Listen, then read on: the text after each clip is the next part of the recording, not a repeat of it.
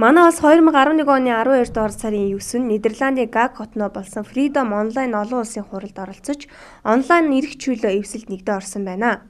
Хуралд Америкийн нэгдсэн улсын төрийн нарийн бичгийн дарга Хиллари Клинтон, хүний эрхийн асуудал хариуцсан оролцогчдийнхаа хамт Нидерланд, Швед, Эстний гадаад хэргийн сайд нар, Европын холбооны хүний эрхийн комиссар, Европын зөвлөлийн ерөнхий нарийн бичгийн даргын оролцогч нар оролцсон бөгөөд бусад улс өөрсдийн элчин сайд нараа илгээсэн байна.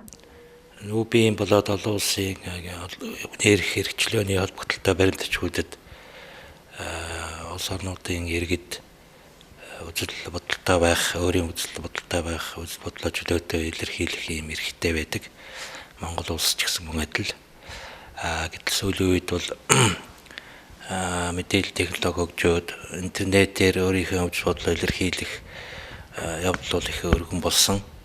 Тийм учраас нэгдсэн үндэсний байгууллагаас интернетэд одоо орох, интернетээр одоо үзэл бодлоо илэрхийлэх явдал хүний үндсэн эрх гэж одоо өнгөрсөн 6 сард аль бие сард тунхагсан байгаа.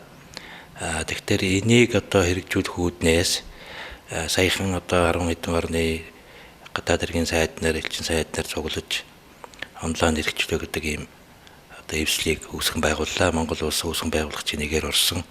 За энэ нь ямар учиртай вэ гэхээр нэгдүгээрт нь Монгол улс одоо ардсоонуудын хамтын нийгэмлэгийн тэргүүн орны үүрэг гүйцэтгэж байгаа. Энэ утгаараа үлгэр жишээ үзүүлэх ёстой. Хоёрдугаарт нь Монголд бол интернет мэдээллийн технологи нэлээд гайгүй түвшинд хөгжсөн.